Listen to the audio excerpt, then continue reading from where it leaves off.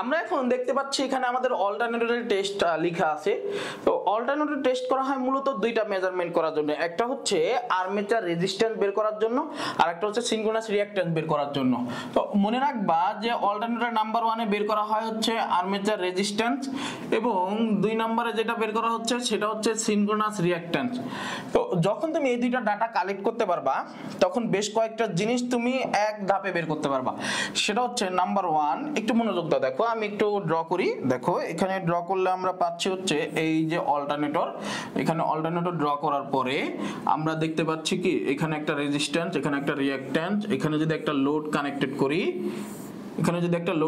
করি, এটা হচ্ছে ভিএল বা এটাকে আমরা বলি টার্মিনাল ভোল্টেজ। আচ্ছা, আর এখানে একটা নির্দিষ্ট মানের ভোল্টেজ ড্রপ হয়, সেটাকে আমরা বলি কি ভোল্টেজ ড্রপ। তো ভোল্টেজ ড্রপ হওয়ার পরে আমরা এখন বলতে পারতেছি এখানে যে পরিমাণ ভোল্টেজ উৎপন্ন করছে এখান থেকে এই ড্রপটা বাদ দিয়ে বাকি ভোল্টেজ পুরোটাই কি টার্মিনাল ভোল্টেজ। তো এগুলো বলার বিষয় না, আমাদের যেটা বুঝতে হবে সেটা হচ্ছে যে এই দুইটা মেজারমেন্ট যখন তুমি পেয়ে যাবা তখন তুমি বেশ কয়েকটা ডাটা কালেক্ট করতে পারবা। সেটা হচ্ছে নাম্বার 1 তুমি এই যে এখানকার ভোল্টেজ ড্রপটা দেখতে পাচ্ছ, এই ভোল্টেজ ড্রপটা নির্ণয় করতে পারবা। তাহলে আমি বলতে পারি কি যে নাম্বার 1 এ কি পাচ্ছি বলো তো, ভোল্টেজ ড্রপ। আচ্ছা, নাম্বার 2 বা বি নাম্বারে 2 নম্বরে যেটা বলতে পারি যে আমরা টার্মিনাল ভোল্টেজ নির্ণয় করতে পারবো এই দুইটা মেজারমেন্ট বের করার পরে। এগুলো তোমাদের পরীক্ষাতে আসে, সেটা হচ্ছে যে অল্টারনেটর টেস্ট হতে কি কি নির্ণয় করা যায়। তো আমি এই জন্য এই জিনিসগুলো লিখে দিচ্ছি। নাম্বার 1 কি বলবা যে ভোল্টেজ ড্রপ, নাম্বার 2 কি টার্মিনাল ভোল্টেজ, নাম্বার 3 হচ্ছে ভোল্টেজ রেগুলেশন। তো এই জিনিসটা আমাদের পরবর্তী অধ্যায়ে আছে, আমরা পরবর্তী অধ্যায়ে এটা শিখে নেব, ভোল্টেজ রেগুলেশন জিনিসটাকে, এগুলো পরিচিত হব। তো আমরা আরো একটা জিনিস শিখবো, সেটা হচ্ছে পরবর্তীতে। আপাতত এই জিনিসগুলো জেনে রাখি যে এই দুটো মেজারমেন্ট পাওয়ার পরে আমরা আরো একটা জিনিস পাবো, সেটা হচ্ছে এফিসিয়েন্সি বা দক্ষতা। বুঝতে পারলে? তো আলটিমেটলি আমাদের প্রশ্নে অল্টারনেটর টেস্ট থেকে প্রশ্ন আছে 3 রকমের। একটা হচ্ছে অল্টারনেটর টেস্ট হতে কি কি পাওয়া যায়, সেটা হচ্ছে অল্টারনেটর টেস্ট হতে পাওয়া যায় 4টা জিনিস: voltage drop, terminal voltage, voltage regulation, দক্ষতা। আর অল্টারনেটর টেস্ট হতে নির্ণয় করা হয় কি কি, সেটা হচ্ছে আর্মেচার রেজিস্ট্যান্স আর একটা কি সিনক্রোনাস রিঅ্যাকট্যান্স। আরেকটা প্রশ্ন হচ্ছে যে অল্টারনেটর টেস্ট কয় রকমের, বলবা 3 রকমের, এখানে লিখে দিবা resistance test, no load test বা ওপেন সার্কিট টেস্ট, আরেকটা হচ্ছে কি শর্ট সার্কিট টেস্ট। তো অল্টারনেটর টেস্ট নিয়ে তোমাদের এতটুকু করলেই হচ্ছে, এর বাড়তি আপাতত প্রয়োজন হবে না। আমরা এখন দেখব এর পরবর্তীতে গণিত কি করতে হয়। আমরা দেখতে পাচ্ছি আমাদের এখানে একটা ম্যাথ রয়েছে। তো এই ম্যাথটা বলা যায় একসাথে অনেকগুলা জিনিসই তোমাকে শিখিয়ে দিবে। তো ভিডিও যদি একটু লম্বা বেশি হয়ে যায়, এই জন্য একটা ম্যাথই করিয়ে দিব, 2 ভাবে আমি বলে দিব, একভাবে করিয়ে দিব আর একভাবে বলে দিব। তুমি এটা চাইলে 2 ভাবে করতে পারবা। এবং এখানে 3টা কন্ডিশনেই প্রশ্নের মধ্যে আউটপুটটা চেয়েছে আর কি, দুঃখিত, তোমাদের জেনারেটিং ভোল্টেজটা চেয়েছে। তো আমরা যদি 3টা নিয়মে করে ফেলি, আমাদের আশা রাখি তোমাদের এই অধ্যায়ে কোনো প্রবলেম হবে না ইনশাআল্লাহ। আমরা এখানে নাম্বার 1 এ যে কথাগুলো বলা আছে সেগুলো আমরা আগে একটু দেখি। দেখো প্রথমে বলা আছে 5 kVA, তার মানে আমাদের আউটপুট পাওয়ার কত বলো তো? যেগুলো ডাটা দেওয়া থাকবে সেগুলো আগে আমরা তুলবো। দেখো প্রথমে বলা আছে পাওয়ার কত দেওয়া, 5 kVA। আচ্ছা, এটা গেল। এর নাম্বার 2 তে কি বলা, 220 ভোল্ট। তার মানে আমাদের টার্মিনাল ভোল্টেজ দেওয়া, যে ভোল্টেজগুলো দেওয়া থাকে এগুলা কিন্তু আমাদের আউটপুট ভোল্টেজ যেগুলো সেগুলো দেওয়া থাকে। তার মানে আমাদের টার্মিনাল ভোল্টেজ কত, 220 ভোল্ট। আচ্ছা, এরপরে 60 হার্জ ফ্রিকোয়েন্সি দেওয়া আছে। ফ্রিকোয়েন্সি কত দেওয়া, আমাদের মনে করো যে 60 হার্জ দেওয়া আছে। কোনো ডাটা কাজে না লাগলেও ডাটাগুলো লিখে রাখা ভালো, এনিহাউ যদি এই ডাটাটা প্রয়োজন হয় আমরা লিখে রাখলে এটা আমাদের ভালো কাজে দেয়। আচ্ছা, 3 ফেজ সংখ্যা কত, 3 ফেজ। আচ্ছা, 3 ফেজ কত, 3। আচ্ছা, স্টার সংযুক্ত, এখানে আমি আবারও বলতেছি, বলা আছে স্টার কানেক্টেড। তো স্টার কানেক্টেডের জন্য আমাদের কি কি বিবেচনার বিষয়, আমরা আশা রাখি যে আমরা জানি স্টার কানেক্টেডে কিন্তু কারেন্টের মান সমান থাকে আর ভোল্টেজের মান কি হয়ে যায়, √3 দ্বারা ভাগ হয়ে যায়। তো আমরা এখানে এই জিনিসগুলো যখন ম্যাথ করব তখন আরেকটু ভালো করে বুঝে নিব। তো অল্টারনেটরের প্রতি ফেজের আর্মেচার রোধ, দেখো কথাটা একটু খেয়াল করে দেখবা যে বলা আছে প্রতি ফেজের আমাদের আর্মেচার রেজিস্ট্যান্স বলা আছে তোমার এখানে কত, যে আর এ সমান সমান কত দেওয়া, 0.6 ওহম। সে সাথে সিনক্রোনাস রিঅ্যাকট্যান্স একটু মনে করে দেখো XS এটা দেওয়া আছে 3.2। আচ্ছা আর কি দেওয়া আছে, পূর্ণ লোডে অল্টারনেটরের উৎপন্ন ভোল্টেজ নির্ণয় করো যখন unity power factor, lagging power factor, leading power factor. তো আমরা ইউনিটি পাওয়ার ফ্যাক্টর বলতে কি বোঝাই, ভোল্টেজ এবং কারেন্টের ভিতরে ফেজ অ্যাঙ্গেল কত, 0। এবং ল্যাগিং পাওয়ার ফ্যাক্টর বলতে আমরা কি বোঝাই, যে কারেন্ট ভোল্টেজ থেকে পিছিয়ে আছে নির্দিষ্ট ফেজ অ্যাঙ্গেলে। আচ্ছা 0.8 লিডিং পাওয়ার ফ্যাক্টর, মানে কারেন্ট ভোল্টেজ থেকে কি অবস্থা আছে, সামনে অবস্থানে আছে। তো আমরা এই জিনিসগুলো এখন যদি দেখি, একটু মনোযোগ দিয়ে দেখো, আমরা একটু অল্টারনেটরের চিত্রটা ড্র করলে একটু ম্যাথটা একটু সহজ লাগবে। তো আমরা যদি এখানে আর্মেচার নেই, এখানে যদি নেই, তো একটু খেয়াল করে দেখো, এইখানে হচ্ছে আমাদের আর্মেচার রেজিস্ট্যান্স, এটা হচ্ছে আমাদের সিনক্রোনাস রিঅ্যাকট্যান্স। দেখো আমাদের যদি আর্মেচার রেজিস্ট্যান্স এবং সিনক্রোনাস রিঅ্যাকট্যান্স দেওয়াও থাকে, আমাদের কিন্তু আলটিমেটলি খেয়াল করে দেখো, আমাদের যদি এখানে উৎপন্ন ভোল্টেজটা নির্ণয় করতে চাই, তোমাদের আমি শিখিয়ে দিয়েছি, এই উৎপন্ন ভোল্টেজটা নির্ণয় করতে চাইলে যে আমরা এখন কি করতে পারি, এই টার্মিনাল ভোল্টেজ এবং কি এখানে যে voltage drop, total voltage drop, এই দুটো যদি যোগ করতে পারি তাহলে কিন্তু আমরা জেনারেটিং ভোল্টেজ পেয়ে যাব। তাহলে একটু খেয়াল করে দেখো, আমার যদি এখন এখান থেকে আসে ইজি সমান সমান আমরা কি পাচ্ছি, যে টার্মিনাল ভোল্টেজ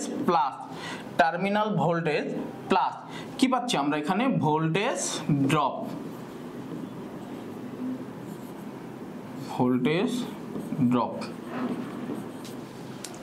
এখন তোমরা একটু আমাকে বলো তো, যে আমার এখানে ভোল্টেজ ড্রপ কোন অংশটুকু, এই অংশটুকু না, এটা হচ্ছে কি আমাদের ভোল্টেজ ড্রপ। আচ্ছা এটা যদি ভোল্টেজ ড্রপ হয়, তাহলে আমার এই জায়গার ভোল্টেজ ড্রপ নির্ণয় করার সূত্রটা কিরকম হবে বলো তো। আমার এখানে কিন্তু ভোল্টেজ ড্রপ নির্ণয় করার সূত্রটা হবে এরকম, যে IA RA plus J of XS, ব্যাপারটা কিন্তু এমনই থাকবে। তা আমি যদি ভুল না করি, যে এখানে I এর মানটা আমাদের অজানা, কিন্তু RA এবং XS জানা, সেই সাথে টার্মিনাল ভোল্টেজটাও কিন্তু অজানা। কিভাবে জানো, হয়তো তোমার কাছে মনে হতে পারে টার্মিনাল ভোল্টেজ দেওয়া আছে, কিন্তু যে ডাটাগুলো দেওয়া আছে এগুলা কিন্তু সব 3 ফেজের আওতাধীনে দেওয়া, মানে 3 ফেজ একত্রিত অবস্থায় যে আওতাধীন সেটা দেওয়া। তো যেহেতু স্টার কানেক্টেড, আমরা হিসাব করব এখন প্রতি ফেজে। আমরা যদি প্রতি ফেজে হিসাব করি, তো স্টার কানেক্টেডে কিন্তু ভোল্টেজ সমান নয়। তো এই পারপাসে এখন আমার কি করতে হবে, প্রতি ফেজের মানে ফেজ ভোল্টেজ যদি নির্ণয় করতে চাই, আমার কিন্তু এই টার্মিনাল ভোল্টেজটা আসবে প্রতি ফেজের হিসাবে। তো প্রতি ফেজের হিসাবে যদি বলা হয়, একটু মনোযোগ দিয়ে দেখো, আলটিমেটলি আমার কিন্তু এটা দাঁড়াবে হচ্ছে কত, 220 বাই কি √3 প্লাস। তো এখন আমার বের করা বাকি রয়েছে আর্মেচার কারেন্ট। আর্মেচার কারেন্ট কিন্তু এখানে কোথাও দেওয়া নেই, কিন্তু একটু খেয়াল করে দেখো, আমার কিন্তু স্টার কানেক্টেডে কিন্তু কারেন্ট সমান। তো কারেন্ট যদি সমান হয়ে থাকে, তো আমার এটা হচ্ছে 3 ফেজের পাওয়ার এবং 3 ফেজের ভোল্টেজ। তো 3 ফেজের পাওয়ার আর ভোল্টেজ যদি হয়, একটু খেয়াল করে দেখো, তো আমি তাহলে এখন কি বলতে পারি বলো তো, P সমান, যেহেতু 3 ফেজের ক্ষেত্রে কি হয়, √3 ইনটু V ইনটু কি I। এখন প্রশ্ন হচ্ছে যে ভাই cos থিটা বা sin থিটা হবে কিনা, হবে না, কারণ যখন KVA তে থাকবে, VA তে থাকবে, তখন শুধু ভোল্টেজ এবং কারেন্টের গুণফল থাকবে। যদি পাওয়ারটা কিলো ওয়াটে থাকতো, তাহলে VI cos থিটা হতো, আর যদি তোমার এখানে কিলো ভারে থাকতো, তাহলে কি VI sin থিটা হতো, আর 3 ফেজ হওয়ার কারণে √3টা বসবে। দেখো আমাদের পাওয়ার দেওয়া আছে কত, 5, আর এখানে √3, ভোল্টেজ কত দেওয়া আমাদের এখানে 220 ইনটু I। এই আইটা কোন আই বলতে পারবে, এটা কিন্তু আর্মেচার কারেন্ট, কারণ এটা স্টার কানেক্টেডে কি কারেন্ট কি সর্বদা সমান থাকে। তো এখান থেকে যদি আর্মেচার কারেন্ট যায়, এটাই কোথায় যাচ্ছে, লোডে যাচ্ছে। তাহলে আমি এখান থেকে আলটিমেটলি যদি I এটা নির্ণয় করতে যাই, 13.12। আচ্ছা আমি এখন যদি তোমাকে প্রশ্ন করি, এটা কোন পাওয়ার ফ্যাক্টরে কাজ করতেছে বলো তো, ইউনিটি পাওয়ার ফ্যাক্টরে। যখন lagging power factor, leading power ফ্যাক্টরে যাব, তখন আমরা এটা বুঝতে পারবো।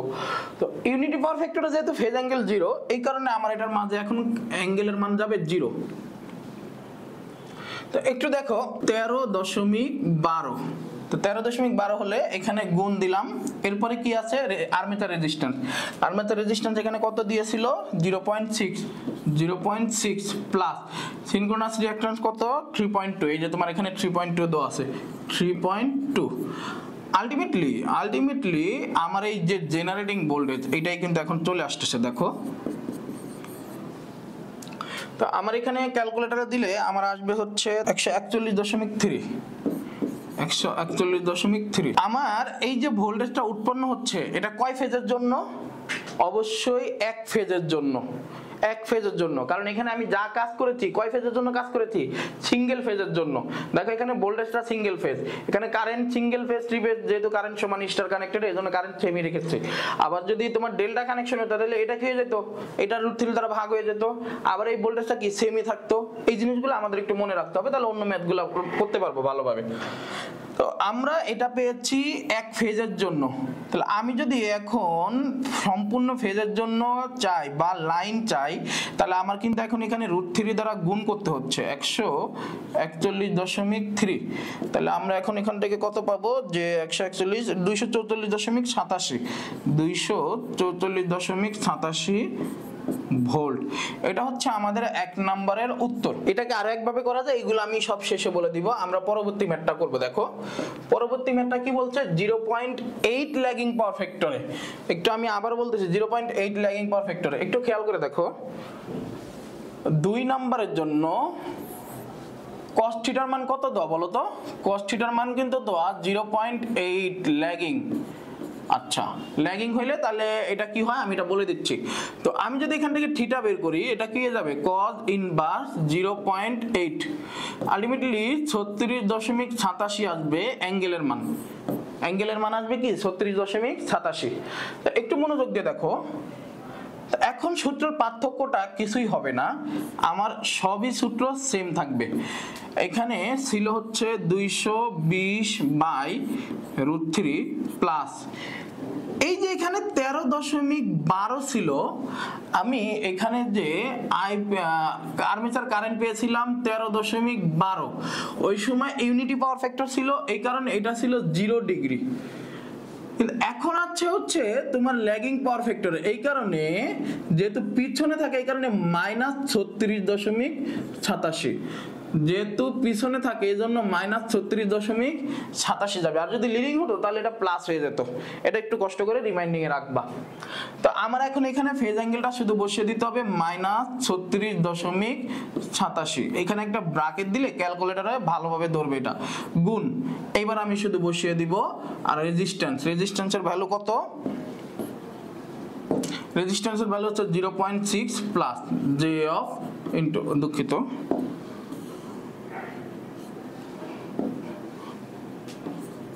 J of 3.2।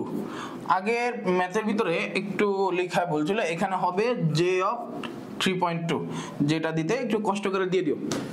তো এখন আমরা দেখতে পাচ্ছি কি যে এখান থেকে ক্যালকুলেশন করলে আমরা যে জেনারেটিং ভোল্টেজটা পাবো সেটা হচ্ছে আমাদের জেনারেটিং ভোল্টেজের মান হচ্ছে 161.1 ভোল্ট। এটা কিসের জন্য জানো ভাই? প্রতি ফেজে। আমাদের বের করতে হবে কি? প্রতি লাইনে। তাহলে আস্তে করে এখানে আমাদের কি গুণ করে দিতে হবে? √3 দ্বারা গুণ করে দিতে হবে। যেহেতু ফেজ ভোল্টেজের সাথে লাইন √3 দ্বারা গুণ করলে আমরা কি পাই? লাইন ভোল্টেজ পাই। তাহলে 161.1 ভোল্ট, এটা দ্বারা √3 এর সাথে গুণ করলে আমরা পাচ্ছি হচ্ছে 279.02, 279.02 ভোল্ট। তাহলে আমাদের 2 নম্বরের কাজ শেষ। এবার আমরা 3 নম্বর ম্যাথটা করব। দেখো 3 নম্বর ম্যাথটা করব। 3 নম্বর ম্যাথে বলার আগে একটু প্রশ্নটা একটু দেখে নাও। দেখো প্রশ্নটা বলছে কি 0.8 কিসে? লিডিং এ। এই জিনিসটা এখন আমি বুঝিয়ে দিব। দেখো তো আমার এখানে ল্যাগিং পাওয়ার ফ্যাক্টর ছিল, এই জন্য অ্যাঙ্গেলের মান কি? মাইনাস। লিডিং এ কি হবে জানো? জাস্ট এখানে 13.12 দিয়ে এখানে প্লাস 36.87 হবে, আর কিছুই না। বাকি সব সেম থাকবে, শুধু এখানে তোমার একটা প্লাস দিয়ে কাজ করে নিতে হবে। তো আমি যদি এখন এটাকে গ নাম্বার ধরি, এটাকে যদি গ নাম্বার ধরি আর এখানে প্লাস দিয়ে দিই, তাহলে এই জায়গায় তখন একটু মানগুলো একটু চেঞ্জ হয়ে যাবে। দেখো এই জিনিসগুলো তখন হয়ে যাচ্ছে কিরকম, যে প্রতি ফেজে আমাদের 3 নম্বরে ভোল্টেজটা উৎপন্ন হচ্ছে 114.75, এখানে ভোল্টেজটা আসবে হচ্ছে 114.75। তো ফেজ অ্যাঙ্গেলটা এই জায়গা না দিলেও হয়, ক্যালকুলেটর যে ফেজ অ্যাঙ্গেলটা আসবে ওটা না দিলেও চলবে। তো আমরা লাইন ভোল্টেজটা নির্ণয় করব এখন √3 ইন্টু 114.75। তো আলটিমেটলি আমাদের এখানে আসবে হচ্ছে 198.66, 198.63 ভোল্ট। এটা হচ্ছে আমাদের কি উত্তর। দেখো তোমাদের আমি তিনটা ম্যাথ খুব অল্প জায়গার ভিতরে কিন্তু হয়ে গেছে। এই ম্যাথটা আরো একভাবে করা যায়, এই সূত্রটা আমি এখন একটু তোমাদের লিখে দিচ্ছি। দেখো দেখো আমি তোমাদেরকে এই অধ্যায়ে আমি বুঝিয়েছিলাম যে ইজি সমান হচ্ছে ভিএনএল, এটা আমি আশা করি খুব ভালোভাবে বুঝিয়েছি তোমাদেরকে, এবং ভিটি সমান সমান ভিএফএল, তাই তো? তো আমরা কিছুক্ষণ আগেই এই জিনিসগুলা শিখে ফেললাম যে এক নম্বরে ভিএনএল সূত্রটা হচ্ছে কি রুট আবার VFL cos theta plus IA RA square plus VFL sin theta plus IA XS, এই পুরোটার উপর কি স্কয়ার। তো একটু খেয়াল করে দেখো, তোমার এইখানে ভিএফএলটা কিন্তু মূলত হচ্ছে টার্মিনাল ভোল্টেজ। তো যেহেতু এটা আমার স্টার কানেক্টেড, জাস্ট এই জিনিসটা এখন ফেজে করে নিতে হবে। তো এই ফেজে কাজ করলে দেখা যাচ্ছে আমার এই ভোল্টেজ ফুল লোড ভোল্টেজটাও কি ফেজে কাজ করা হচ্ছে, তাহলে আলটিমেটলি আমার এই বিএনএলটা আসবে কিসে? ফেজে। তো এখান থেকে যে ভ্যালুটা পাবা এটা হচ্ছে নো লোড ভোল্টেজে করতে গেলে আমরা এখন কি করে দেব, লাইনে করতে গেলে √3 দ্বারা গুণ করে দিব ফেজ। এখন বোঝার বিষয় হচ্ছে যে যখন তুমি ইউনিটি পাওয়ার ফ্যাক্টরে করতা তখন কিন্তু এটার মান কি হয়ে গেছে 1। মজার বিষয় হচ্ছে ইউনিটি পাওয়ার ফ্যাক্টরে এই অংশটুকু আর আসবে না। কেন আসবে না জানো? একটু খেয়াল করে দেখো, ইউনিটি পাওয়ার ফ্যাক্টরের মান কি cos থিটা সমান 1, থিটা সমান কি 0 ডিগ্রি। তো এইখানে একটা কিন্তু সাইন থিটা থাকে, কি থাকে? সাইন থিটা থাকে। তো সাইন থিটার মানটা এখানে কি বলতো 0 হবে, কারণ সাইন 0 ডিগ্রির মান কি 0। তো আমার এই ভিএফএল সাইন থিটাটা থাকবে না, থাকবে শুধু কি IA XS, এটার উপর কি স্কয়ার। তো ইউনিটি পাওয়ার ফ্যাক্টরের ক্ষেত্রে তুমি এইভাবে সূত্রটা বসালা, ল্যাগিং পাওয়ার ফ্যাক্টর এখানে বসার 0.8, কারণ 0.8 ল্যাগিং করতে বলছে। তখন সাইন থিটাটা কি হবে বলো তো? সাইন থিটা হবে তোমাদের এরকম যে cos থিটা মনে করো দেওয়া আছে তোমার কত 0.8, তাহলে থিটা সমান কি হবে 36.87। তাহলে এখন সাইন 36.87 ক্যালকুলেশন করলে দেখবা 0.6। তো আমরা এইগুলা তখন একদম অনায়াসে করতে পারতেছি, এই সূত্রটা মনে রাখলো। তো এখন তোমার কাছে যেটা সহজলভ্য মনে হবে তুমি সেটাই করবা। 3 নম্বরে ছিল লিডিং, এখানে যা সূত্র আছে সবই সেম থাকবে, শুধু এই প্লাসের জায়গাটা এখানে কি হয়ে যাবে বলো তো, মাইনাস হয়ে যাবে। এটা আমি তোমাদের ইকুয়েশন প্রমাণ করে দেখিয়েছি। তো আশা রাখি তোমাদের এই অধ্যায় থেকে ম্যাথে কোনো প্রবলেম হবে না।